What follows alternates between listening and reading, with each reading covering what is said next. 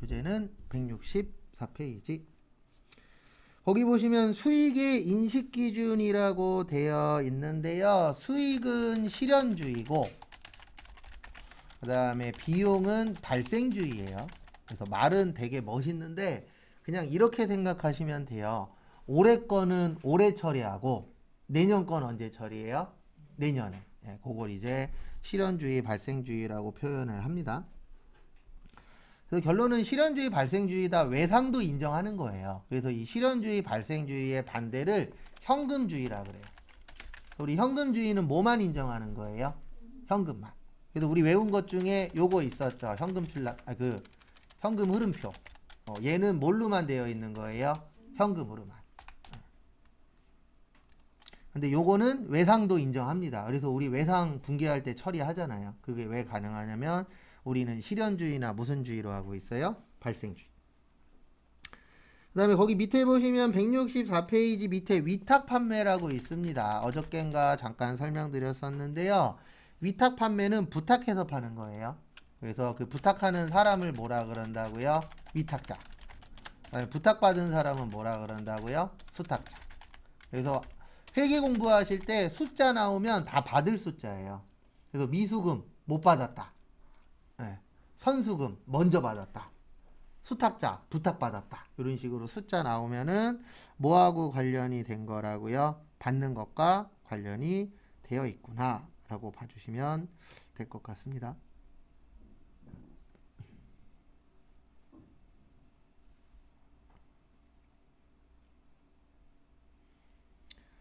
그 다음에 또 다음 거 보시면은요. 그래서 위탁 판매는 누가 팔아야 판매가 되는 거예요? 수탁자가 팔아야 판매가 되는 겁니다. 왜냐면 대신 팔아주는 거라 그랬잖아요. 그래서 대신 팔아주고 요분들은 수수료 받는 거예요. 그래서 이런 형태가 이제 위탁 판매라고 보시면 되고요. 그 다음에 165페이지 보시면 시용품 판매라고 있어요. 네, 요거는 써보고 사는 겁니다. 그래서 얘는 상대방이 구매 의사를 뭐 하셔야 돼요? 표시하셔야 돼요.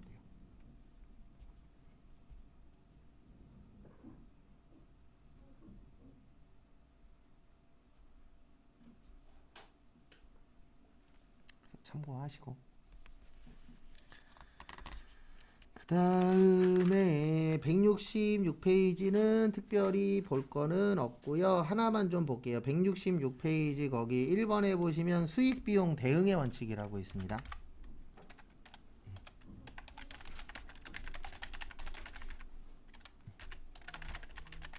그러니까 이 수익비용 대응의 원칙이 뭐냐면 우리가 일반적으로 얼마를 벌려면 얼마를 써야 돼. 이런 거 있어요? 없어요? 있죠. 그래도 돈 벌려면 뭐 써야 돼요? 돈 써야 돼요. 그걸 뭐라 그래요? 수익비용 대응이라고 합니다. 그래도 돈 안 쓰고 돈 벌 수 있다 없다? 없다. 그래서 혹시 돈 안 쓰고 돈 버는 방법 아시면 연락 좀 주십시오. 함께 해요. 그런 거 있어요? 없어요? 없어요. 그래서 우리 일반적으로 회사만 가도 뭐 가까운 데로 가시면 교통비가 안 들긴 하겠지만 교통비도 들어가죠. 옷도 사 입어야 되죠. 화장품도 사야 되죠. 여러 가지 돈들 들어가잖아요. 왜냐면 그런 거 투자 안 하고 회사 다닐 수는 없잖아요. 일반적으로 입던 옷 입고 출근을 못 하니까. 그래서 옷도 사야 되고. 그래서 그런 것들을 뭐라 그래요? 수익 비용 대응. 그래서 돈 벌려면 뭐 써야 된다? 돈 써야 된다. 라고 봐주시면 됩니다. 나머지는 뭐 나중에 계속 볼 거예요. 수익 비용 대응도 나중에 따로 문제 풀 때 나오니까 그때 좀 더 자세하게 볼 거고요. 그 다음에 쭉쭉쭉쭉 넘어오셔서 172페이지 결산.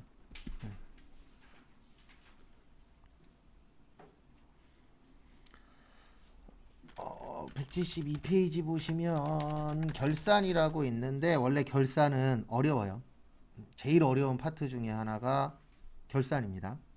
근데 이제 왜 어렵냐면 이게 결산이 이날하는 거라 그랬잖아요. 몇 월 며칠 날이요? 12월 31일 날 마무리하려고 하는 거예요. 그러면 우리가 마무리할 때 편한 것도 있겠지만 대부분 마무리하기가 편해요, 불편해요? 불편한 경우들이 훨씬 더 어때요? 많죠. 그래서 마무리하는 게 절대 쉽지가 않습니다.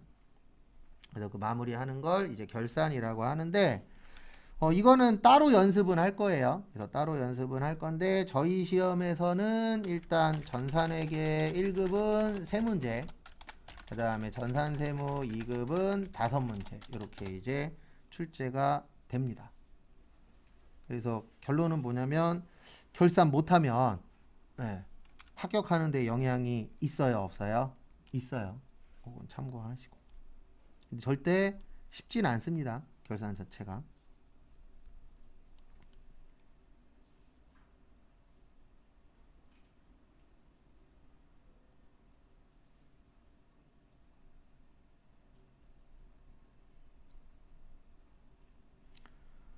그래서 참고하시고요.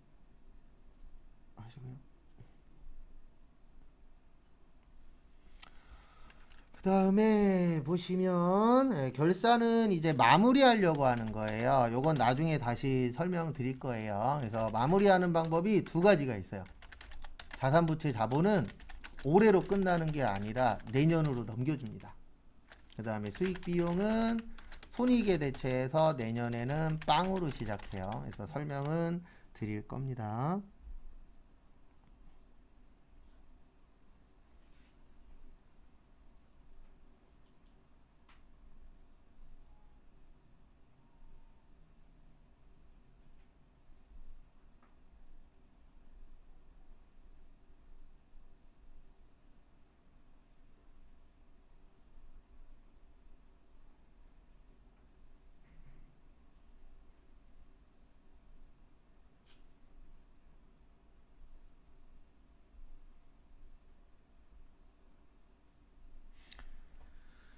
그래서 부연 설명을 또 드리면은요.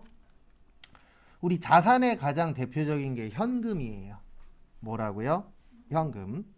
우리 현금 남을 수도 있죠. 12월 31일 날. 결산 12월 31일 날 한다 그랬잖아요. 그러면 현금 남게 되면 버려요, 내년에 써요?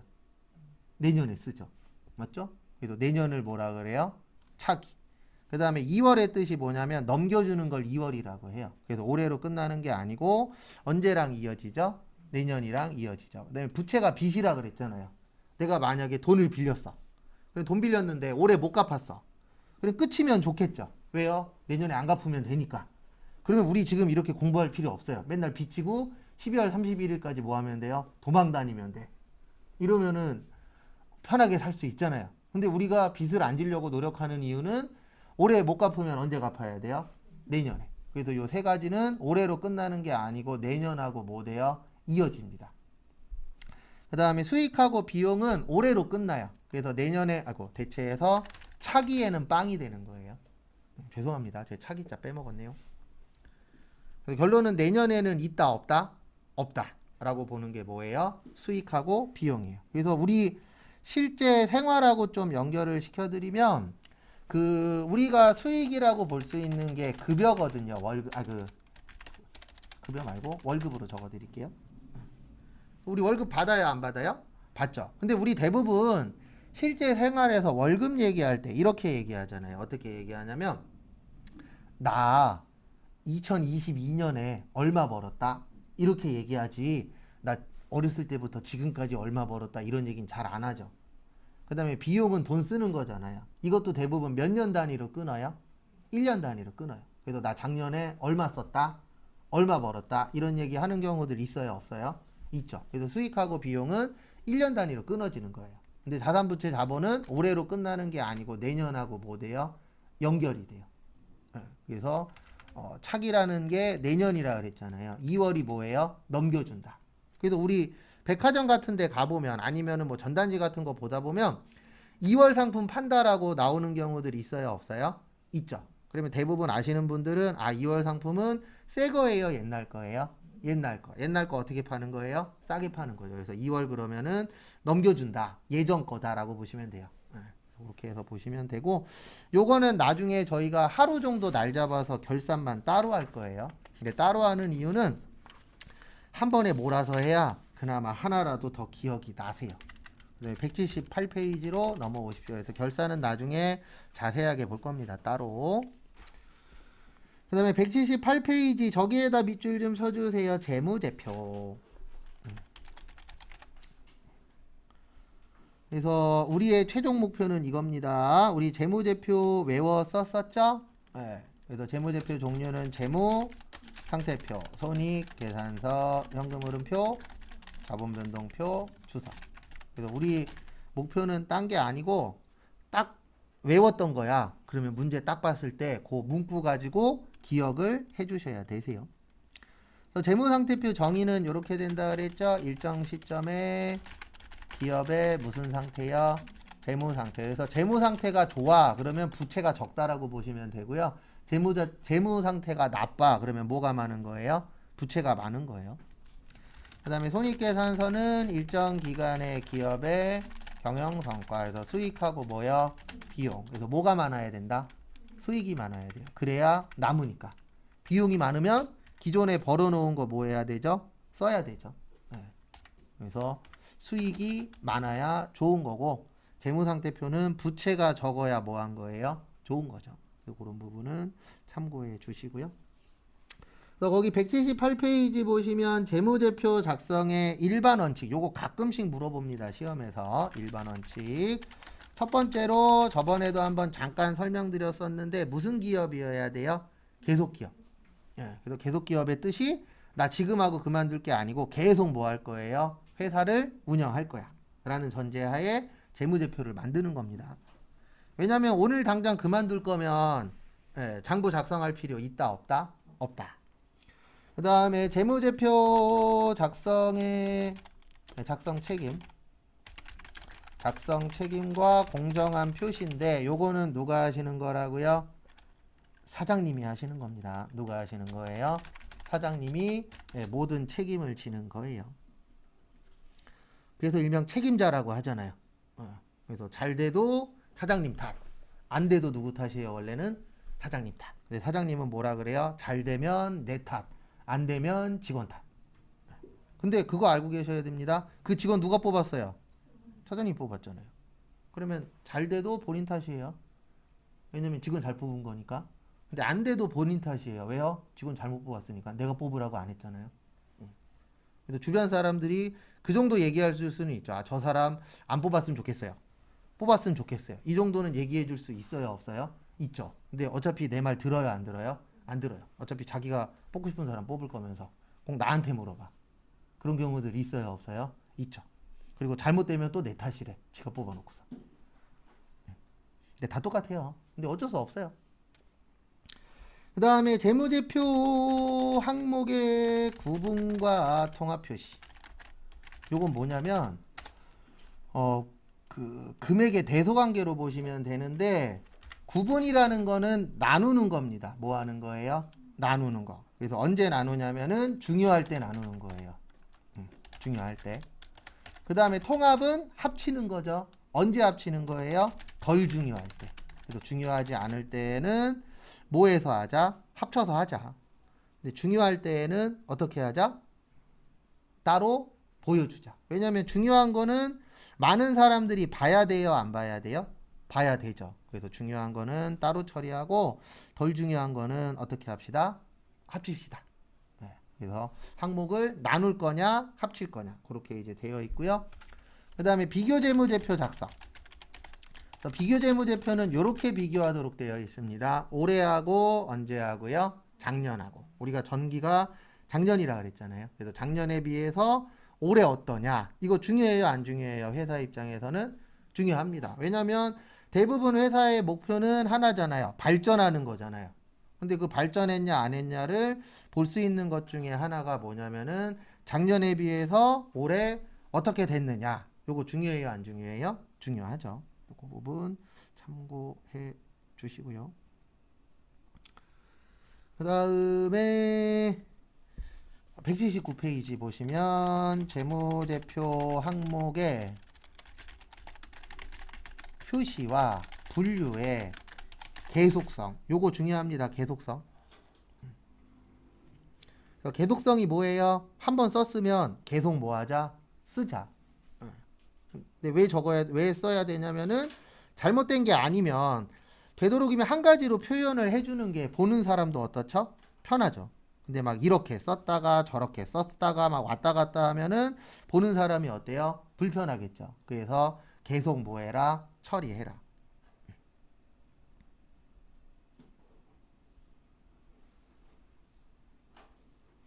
왔다 갔다 하는 사람 좋아요? 싫어요?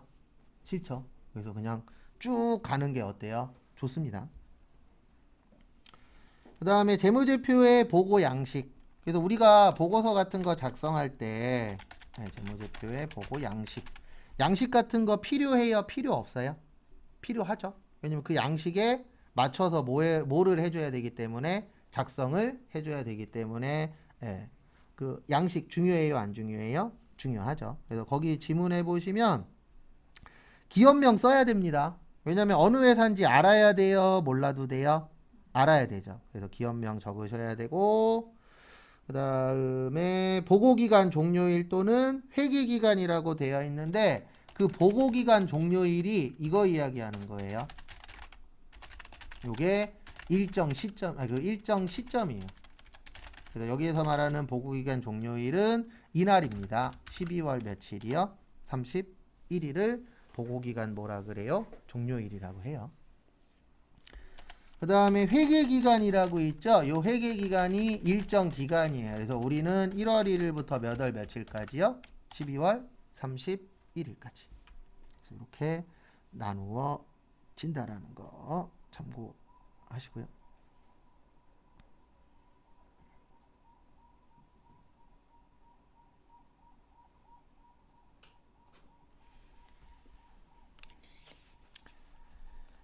그 다음에 179페이지 또 보시면은요. 거기 보시면 아래쪽에 보시면 재무상태표의 구분 표시라고 있습니다. 179페이지 아래쪽에 보시면 재무상태표의 무슨 표시요? 구분 표시. 그래서 구분이라는 게 뭐 하는 거죠? 나누는 거예요. 그래서 어떻게 나누냐면 우리가 대표적으로 자산, 부채, 그 다음 뭐요? 자본. 이렇게 나눠요? 안 나눠요? 나누죠. 대표적으로. 나누어서 표시해야 된다. 그래서 제가 요거 몇 번 설명드렸었잖아요. 자산은 유동이 있고 뭐가 있다고요? 비유동이 있고 그 다음에 유동은 당좌가 있고 재고가 있고 그 다음에 비유동은 투자, 유형, 그 다음에 무형, 그 다음 뭐요? 기타. 이렇게 나누어진다라고 했죠. 그래서 나누어서 뭐해라? 표시해라. 그래서 그거를 무슨 표시라 그래요? 구분 표시라고 표현합니다. 그래서 구분이라는 게 나누란 얘기예요. 간단하게 설명드리면. 그 다음에 다음 페이지 180페이지 보시면 저기에다가 밑줄 좀 쳐주세요. 어디에다 밑줄 치시냐면은 저기 1년 기준하고 유동성 배열법. 이거 나중에 문제 풀 때 다시 한 번 더 정리 간단하게 해드릴 거예요. 그래서 우리 회계는 몇 년 기준으로 많이 본다고요? 1년 기준. 그 다음에 유동성 배열법이 뭐냐면 현금화가 빠른 순서대로 표시하는 걸 유동성 배열법이라고 해요. 그러니까 빨리빨리 없어질 거를 먼저 보여주도록 되어 있습니다. 왜 그러냐면 우리 회계라는 게 정보 보는 거잖아요. 그러면 정보를 볼 때 중요한 걸 먼저 봐야 될까요? 덜 중요한 걸 먼저 봐야 될까요? 당연히 중요한 걸 먼저 봐야 되겠죠. 그래서 여기에서 말하는 회계에서 중요한 거는 빨리빨리 없어질 걸 위에 쓰도록 되어 있어요. 그거를 조금 어려운 말로 뭐라 그래요? 유동성 배열법. 그래서 1년 이내를 먼저 써요. 그래서 유동을 먼저 쓰고 비유동은 밑에다 써요. 왜냐면 유동은 1년 이내 없어질 거잖아요. 그럼 1년 이내 없어질 거를 먼저 뭐 해야 되죠? 파악해야 되겠죠. 왜냐면 1년 이후는 나중에 파악해도 안 늦었잖아요. 왜냐면 아직 기간이 많이 남아 있으니까. 그래서 그렇게 해서 배열한다 그래서 유동성 배열법인데 이미 프로그램에 다 나누어져 있어요. 그래서 뭐가 먼저 나온다? 이거는 코드화로 다 되어 있습니다. 그래서 나중에 그거는 별도로 또 알려드릴 겁니다. 그래서 참고하시고 그 다음에 거기 보시면 통합 표시 아까 설명드렸듯이 무슨 표시해야 돼요? 항목의 구분과 통합 표시. 그래서 중요한 거는 따로 처리하고 덜 중요한 건 어떻게 합시다? 합치시다. 그렇게 봐주시면 될 것 같고요. 그 다음에 자산과 부채의 총액 표시. 그래서 무슨 금액으로 쓰도록 되어 있어요? 총액. 그래서 이건 뭐냐면 이런 경우입니다. 어떤 경우냐면 만약에 외상 매출금이 1,000만 원 있대요. 그 다음에 외상 매입금이 700만 원 있대. 이렇게 전체적인 금액을 다 보여주는 걸 무슨 표시라 그래요? 총액 표시라 그래요. 근데 왜 총액 표시를 해줘야 되냐면 이렇게 써주면 사람들마다 해석하는 방식이 달라요. 어떻게 해석하냐면 어떤 사람은 이렇게 해석할 겁니다. 이 회사 받을 거 얼마 있네? 1,000만 원 있네. 갚을 거 얼마 있네? 700 있네. 그러면 1,000만 원 받아서 700만 원 갚으면 얼마 남죠? 300 남죠. 그럼 이 회사 괜찮은 회사야. 이렇게 생각하는 사람이 있을 수도 있고 저 같은 사람은 어떻게 생각하냐면 이렇게 생각할 수 있어요. 1,000만 원 못 받으면 어떡하지? 1,000만 원 중에서 500만 원만 받으면 어떡하지? 그러면 700 갚아요? 못 갚아요? 못 갚아. 그럼 이 회사는 조금 위험할 것 같아.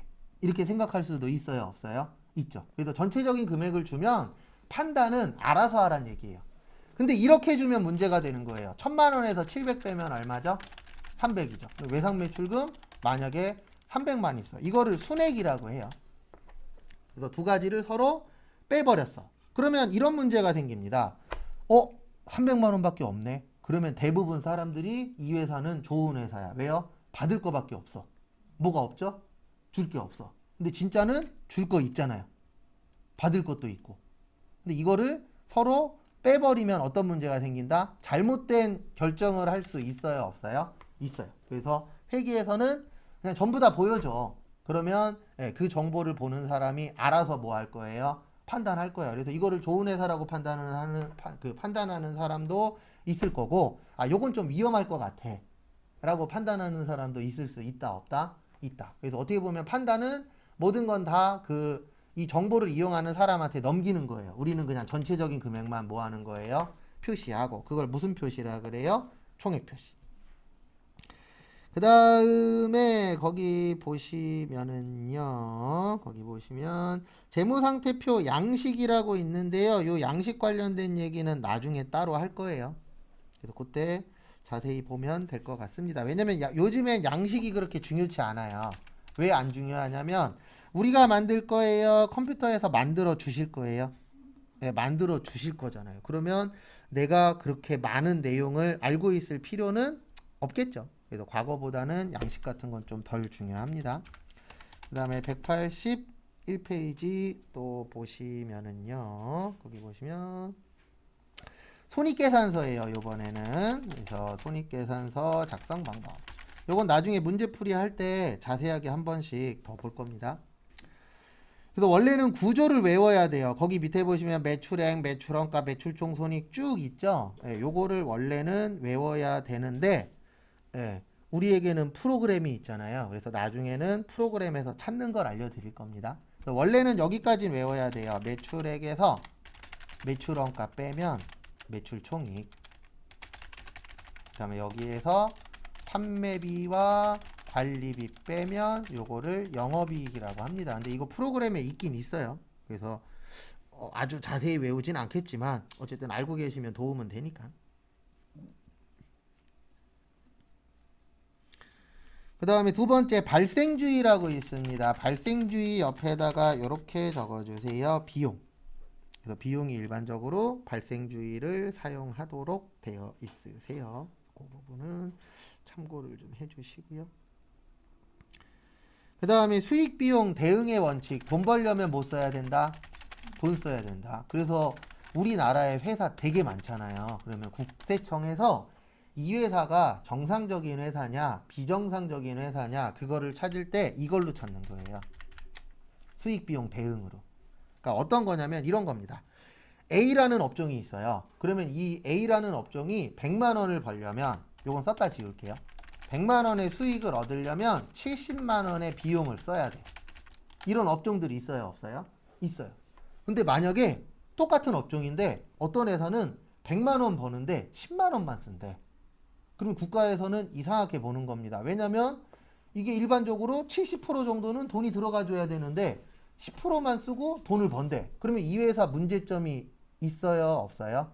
있죠. 그런 걸로 판단을 하는 거예요, 국가에서. 왜냐면 일반적으로 얼마를 벌려면 얼마가 들어가야 된다. 이게 통계치가 있거든요. 그래서 세무사 사무실 가시면 그러니까 세무사 사무실에 맡기시거나 하시면은 세무사 사무실에서 이렇게 연락이 올 때가 있어요. 이번에 너무 매출액이 적어요. 아니면 이번에 매입액이 너무 적어요. 그러면 이 비율에 안 맞다는 뜻이에요. 그래서 그 비율을 맞춰주는 업무를 어디에서 하세요? 세무사 사무실에서 하는데 모든 세무사 사무실에서 다 하는 건 아니고요. 이거 원래 없어야 되는데 세무사 하시는 분들 중에 국세청이나 세무서 출신들 있어요, 없어요? 있어요. 그리고 원래 이거 공무원들만 봐야 되는데 세무서에 가시면 책자가 하나 있거든요. 공무원들만 보는 책이. 거기에 뭐가 나와 있냐면 업종별 비율이 나와 있어요. 그래서 이 업종은 비용이 몇 프로 돼야 돼. 이런 책자가 있거든요. 근데 그 책자를 같은 공무원이니까 줘요, 안 줘요? 줘요. 그래서 그거 보고 알려주는 거예요. 아, 요번에는 매출액이 적어요. 그러면 그 책자 보고 봤더니 이 회사는 매출액이 좀 적네. 이런 식으로 이제 알려주는 곳들이 있어요. 다 알려주진 않아요. 왜냐면 세무사님들 중에서도 어떤 분은 공무원 출신이 있고 어떤 분은 공부만 해서 되신 분들도 있어요, 없어요? 있죠. 그래서 이게 어디 출신이냐도 중요합니다. 어쩔 수 없어요. 왜냐면 우리나라는 뭐 말로는 없어지니 뭐하니 하지만 있잖아요. 뭐요? 정관예우라고. 그래서 참고로 저 예전에 세무사 사무실 다닐 때에 우리 세무사는 저기 국세청장 일명 따까리 출신이에요. 네. 뒷돈 대주던 사람이에요. 예전에 노무현 대통령 시절이었나 김대중 대통령 아마 제가 알기로 김대중 대통령 시절로 기억하는데 국세청장이 해외로 도망간 적이 있었거든요. 그 뒷돈 대주던 사람이에요. 돈 엄청 벌었어요. 거짓말 안 하고 뭐 세금을 반 이상 숨기고도 몇십억 냈었으니까. 왜냐면 어쩔 수 없잖아요. 예. 변호사도 똑같잖아요. 법관 출신 변호사한테 맡기면 이길 확률이 어때요? 올라가죠. 그건 어쩔 수 없어요. 왜냐면 아직 우리나라는 뭐 말로는 없어져야 된다 뭐 한다 그러는데 제가 봤을 때 못 없어지는 것 중에 하나가 학연지연이잖아요. 학연지연 안 없어져요. 외국도 있긴 있는데 우리나라처럼 센지 뭐한지 모르겠어요. 외국을 나가본 적이 없으니까 일 관련돼서. 근데 어쨌든 외국도 있을 거예요. 설마 그게 우리나라만 있겠어요? 그 다음에 수익 비용도 총액 표시해요. 그래서 유일하게 둘 다 똑같은 게 양쪽 다 뭘로 표시해야 돼요? 총액으로. 그 다음에 구분 계산 이런 것들은 나중에 따로 볼 겁니다. 그리고 지금 이야기한 것들은 다 추후에 이론 문제 풀 때 다 볼 거예요. 그리고 교재는 쭉 넘어오셔서 200페이지. 그리고 일이 있으셔서 빠지시는 분들은 저기 시간 나실 때 그 영상 올려놓잖아요. 그거라도 꼭 보고 오세요. 그래야 뒤에 쫓아올 때 조금이라도 이해하실 수 있으시니까. 그래서 지금부터 이제 원가회계 볼 겁니다. 무슨 회계요? 원가회계. 그래서 원가회계는 이거 잘하시는 분이 짱이에요. 암기. 그리고 시험 문제는 어떻게 나오냐면 이렇게 나옵니다. 전산회계 1급은 4문제 나오고요. 전산세무 2급은 5문제 나와요. 근데 99%는 오바고 90% 암기 시험이에요. 그래서 누가 좀 더 잘 외우느냐. 그래서 잘 외우시는 분들이 조금 더 유리한 파트라고 보시면 될 것 같습니다. 좀 암기가 좀 중요한 파트라는 거, 그 부분은 좀 참고를 해주시고요. 그래서 오늘은 일단 기본적인 것들 위주로 이거는 2장짜리 그 외우시라고 나눠드린 거에 있어요. 그래서 그거 위주로 일단 오늘 시간은 보도록 하겠습니다.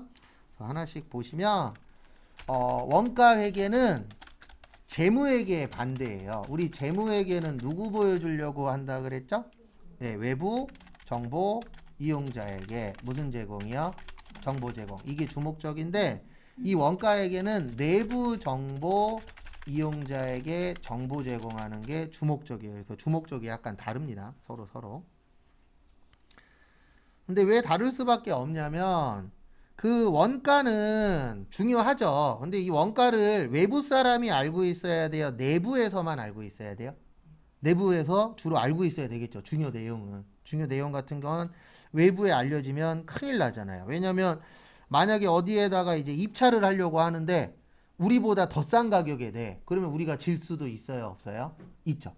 그래서 이 원가에게는 주로 이제 누구와 관련된 거라고 봐주시면 되세요. 내부하고 관련성이 높다라고 봐주시면 되고요. 그 다음에 우리 재무회계는 5가지였었죠. 자산, 부채, 자본, 수익, 그 다음 뭐요? 비용. 이렇게 이제 5가지로 되어 있었는데 이 원가에게는 3가지로 되어 있어요. 몇 가지로 되어 있다고요? 3가지. 그래서 그걸 뭐라 그러냐면 원가의 3요소라고 표현합니다. 이건 2장짜리에 그대로 있어요. 그래서 3가지로 되어 있어요. 재료비, 노무비, 제조 경비. 그래서 3가지로 되어 있다 그래서 몇 요소라고 하세요? 3요소라고 합니다. 그래서 재료비는 뭔지 아시죠? 우리 물건 만들려면 그리고 요거 빼먹었구나. 죄송합니다. 원가에게는 주로 제조 회사, 그래서 생산, 그 다음에 뭐가 있는 회사요? 공장이 있는 회사에서 작성하는 게 원가액입니다. 그리고 다 아시겠지만 우리 인천에 뭐가 많죠? 네, 공단이 많죠. 그래서 제조하고 관련성이 있다라는 거 원가액에는 참고하시고요. 그 다음에 추적 가능성이라고 있어요. 그래서 여기에서 말하는 추적은 원가 추적하는 건데 대표적으로 이제 2가지가 있습니다. 직접비하고 뭐하고 있어요? 간접비. 이렇게 이제 2가지로 되어 있다라는 거, 그 부분은 참고를 좀 해주시고요.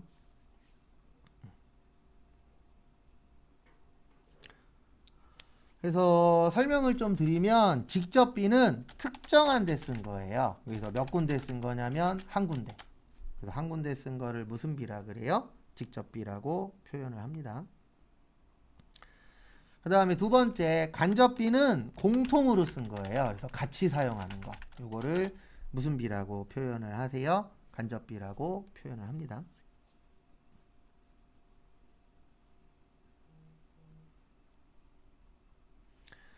그래서 뭐 말은 안 되지만 이런 경우에요. 어떤 경우냐면은 만약에 우리 공장이 찌개 만드는 공장이에요. 그래서 김치찌개 만들고 된장찌개 만들어. 그러면 만약에 김치찌개에다 우리는 고추장을 넣는다라고 칠게요. 된장찌개에다 그러면 뭐 넣을 거예요? 된장. 그리고 이런 얘기는 수업 시간에 하지 마십시오. 저희 집은 된장찌개에다 고추장도 넣는데요. 알아요. 그냥 예시니까. 예시는 예시로 그냥 넘어가십시오. 하나하나씩 하다 보면 집집마다 김치찌개, 된장찌개 끓이는 방식이 다 어때요? 달라요. 어떤 집은 물 안 넣고 육수 넣어요. 저도 알아요. 그런 건 이제 빼고. 그래서 하나씩 들어가는 걸 무슨 비라 그런다고요? 직접비. 그 다음에 만약에 양쪽에다가 물도 넣고 야채도 넣고 뭐 여러 가지 넣는다. 그러면 같이 쓰는 건 무슨 비라 그래요? 간접비라고 해요. 그래서 원래 원가액의 주목적은 얘를 얼마나 잘 나눠주느냐. 이게 주목적이에요. 왜냐면 어차피 직접비는 갈 때가 정해져 있잖아요. 그래서 만약에 고추장 한 통 썼는데 10,000원이야. 그러면 김치찌개에다가 얼마 주면 되죠? 10,000원 주면 되겠죠. 근데 문제는 만약에 물을 썼는데 물값이 50,000원 나왔어. 그럼 이 50,000원을 김치찌개에 얼마, 된장찌개에 얼마 이런 식으로 뭐 해야 되죠? 나눠줘야 되죠. 그래서 이 원가액의 원래 중요한 내용은 뭐냐면 요 간접비를 얼마나 잘 나눠줄 것이냐. 왜냐하면 원가가 정확해야 되잖아요. 그래 원가가 정확해지려면은 직접비야 어차피 갈 곳이 정해진 분들이니까 상관이 없겠지만 같이 쓴 걸 어떻게 나누느냐 중요해요, 안 중요해요? 중요하잖아요. 그래서 요즘 이제 조금씩 뉴스에 나오고 있는 게 이게 아마 앞으로도 계속 나올 거예요. 뭐냐면 아파트 있죠. 아파트에서 엘리베이터 요금 1층 낼 거냐 말 거냐. 이건 옛날부터 계속 나오던 얘기예요. 이건 그리고 안 없어질 겁니다. 왜냐면 요즘에 요런 아파트들 있잖아요. 지하에다 주차하고 엘리베이터 타서 올라오는 아파트들이 있어요, 없어요? 있죠. 그런 아파트들은 1층도 엘리베이터 요금을 낸대요. 근데 옛날식 아파트 있잖아요. 지하 주차장 없는 아파트. 그런 데들은 1층은 안 내는 곳들도 있어요, 없어요? 있어요. 근데 그게 왜 다툼이 계속 되냐면 아파트에서 엘리베이터 같이 쓰잖아요. 그러면 무슨 비예요? 간접비야. 그러면 이 간접비를 어떻게 나누느냐 중요해요, 안 중요해요? 중요해요. 왜냐하면 돈 내고 싶은 사람 없잖아요. 그리고 아무리 좋은 걸로 나눠준다라고 해도 사람들은 싸움이 납니다. 왜냐하면 100% 다 만족시킬 수는 있다, 없다? 없다. 그래서 예전에 한번 이거는 소송까지 갔는데 결과는 어떻게 됐는지 모르겠어요. 아직도 소송 중일 확률이 높은데 어느 아파트에서 엘리베이터를 교체했어요. 네. 그럼 엘리베이터 교체하면 요금 많이 나오잖아요. 근데 1층에 사는 사람한테도 엘리베이터 교체 비용 내세요. 근데 1층에 사는 사람이 나는 엘리베이터 뭐예요? 안 타. 그러니까 난 내겠다, 못 내겠다? 못 내겠다. 그래서 이슈화 시킨 적이 있었어요. 왜 내가 내야 돼? 난 1층이고 난 안 타. 근데 엘리베이터 요금 내래. 그러면 나는 낼 수 있다, 없다? 없다. 그래서 이 간접비 나누는 게 되게 어려워요. 왜냐면 100%다 만족시킬 수는 없으니까. 그 다음에 원가 행태, 원가 행태 또는 뭐 원가 형태라고 하는데 여기에는 두 가지가 있어요. 움직인다 그래서 변동비, 고정이다 그래서 무슨 비요? 고정비. 이렇게 이제 두 가지로 나누어집니다. 그래서 두 가지로 나누어지는데 변동비는 대표적인 게 이거예요. 재료비하고 노무비. 노무비가 인건비예요. 그래서 우리 만약에 이럴 수 있잖아요. 어떨 수 있냐면 우리 회사가 제품 한 개 만드는데 요거는 적으셔도 되고 안 적으셔도 돼요. 외울 건 따로 있어요. 근데 이제 그 전에 이제 설명을 좀 드리는 겁니다.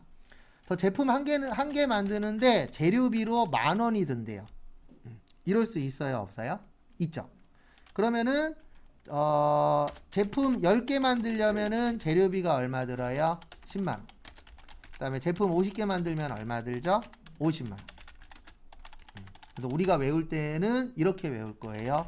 총변동비는 늘어난다. 근데 어떻게 늘어나냐면 한 개 만들었을 때 10,000원이잖아요. 10개 만들면 10만 원. 50개 만들면 50만 원. 늘어나요, 줄어들어요? 늘어나죠. 그 다음에 두 번째 이제 단위당 변동비라고 있어요. 단위당이라고 나오면 한 개당이에요. 몇 개당이요? 한 개당. 그러면 요 정도는 이해하셔야 됩니다. 한 개에 10,000원이면 한 개에 얼마예요? 10,000원. 10개에 10,000원이면 한 개에 얼마예요? 10,000원. 50개에 50만 원이면 한 개에 얼마예요? 10,000원. 그래서 단위당 변동비는 뭐하다? 일정하다. 그 두 장짜리 이렇게 적혀 있을 거예요. 총변동비 증가, 단위당 변동비 뭐요? 일정. 그게 요 얘기입니다. 그 다음에 또 다음 거 보시면은요. 요번엔 고정비 볼 거예요. 고정비의 뜻이 뭐냐면 말 그대로 고정적으로 나가는 겁니다. 어떻게 나가는 거라고요? 고정적으로. 그래서 더 많이 나가는 게 아니라 고정적으로 나간다. 그래서 무슨 비라 그래요? 고정비라고 하는데 대표적인 게 임차료. 임차료가 이거 얘기하는 거예요. 월세. 임차료가 월세 이야기하는 거고요. 그 다음에 보험료.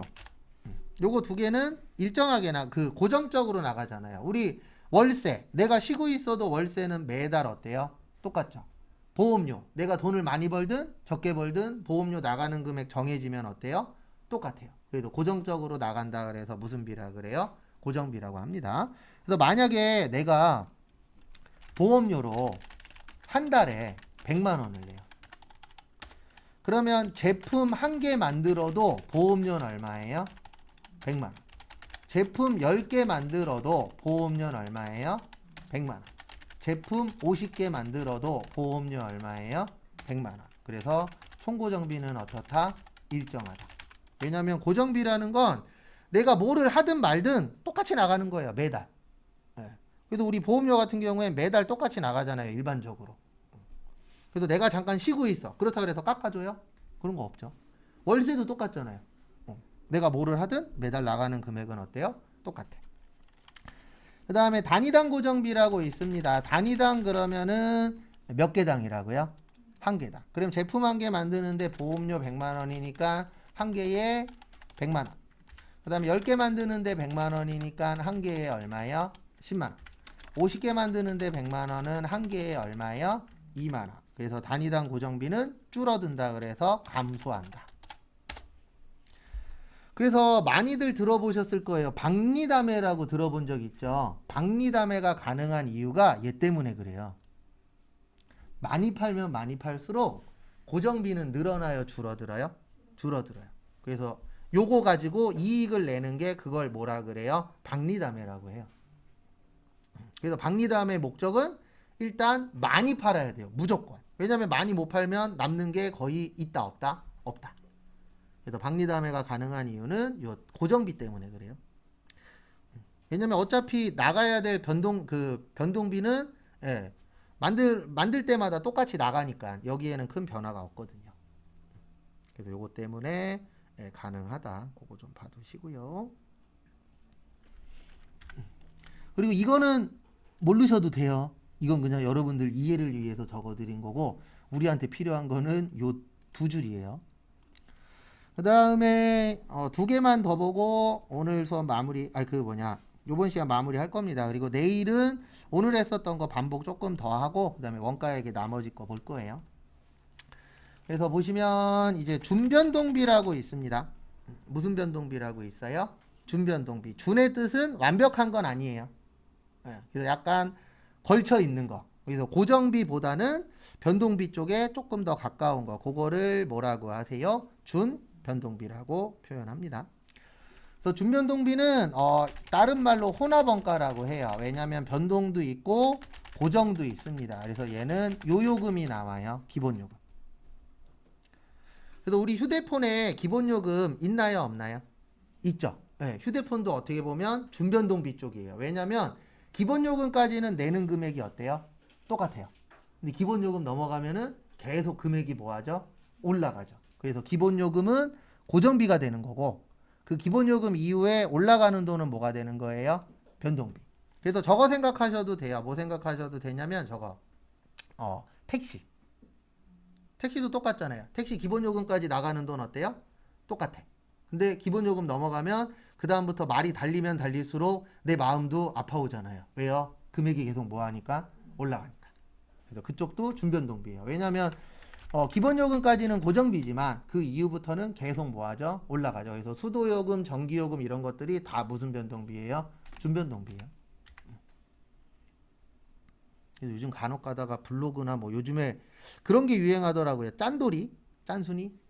네, 그거 관련돼서 관심 있는 분들 많으실 건데 저는 모르겠어요. 그게 행복한지 항상 느끼는 건데 저렇게 살면 행복할까? 돈이 인생의 전부는 아니잖아요. 많이 필요는 하지만.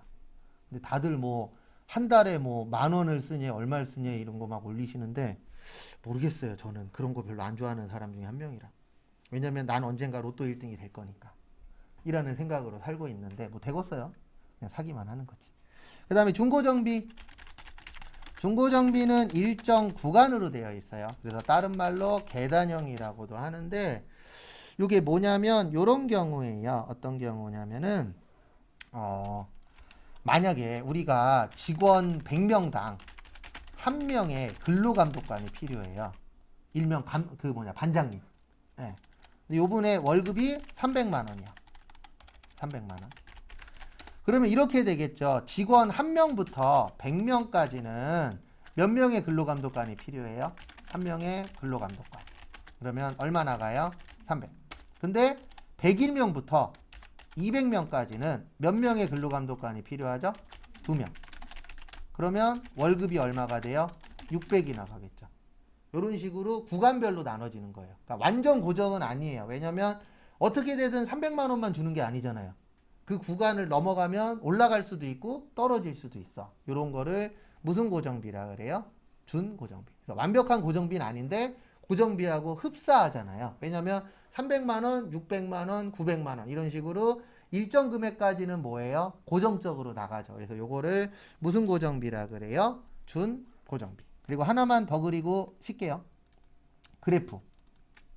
시험 문제 간혹 가다가 좋은 건 아닌데 그래프로 시험 문제를 내시기도 합니다. 요게 변동비예요.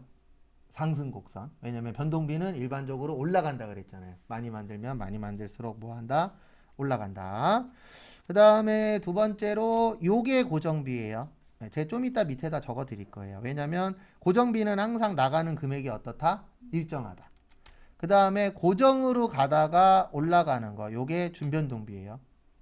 왜냐면 기본 요금까지는 어떻다 그랬죠? 똑같다 그랬죠? 그래서 기본 요금까지는 똑같지만 나중되면 뭐 한다? 상승한다. 그 다음에 요게 중고정비예요.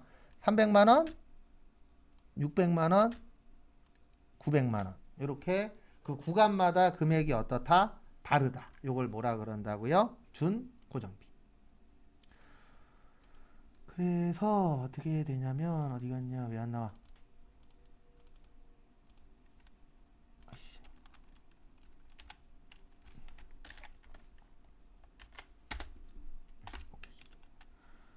그래서 이렇게 되는 겁니다. 요 첫 번째 게 무슨 비라고요? 변동비. 두 번째 게 고정비. 세 번째 게 준변동비. 마지막이 중고정비. 그래서 중고정비는 옆에서 보면 계단처럼 생겼다 그래서 무슨 형이라고도 한다고요? 계단형. 그래프 문제 간혹가다 나옵니다. 그래서 이 그래프 보고 설명에 맞는 것을 고르시오. 틀린 것을 고르시오. 이렇게 돼요. 그리고 제가 설명드리는 건 거의 90% 정도는 시험 문제 때문에 설명드리는 거예요. 그리고 나머지 10%는 그냥 부연 설명이라고 봐주시면 될 것 같고요. 잠깐 쉬었다가 12시 35분에 쪽지 시험 보고 그다음에 나머지 것도 하도록 하겠습니다.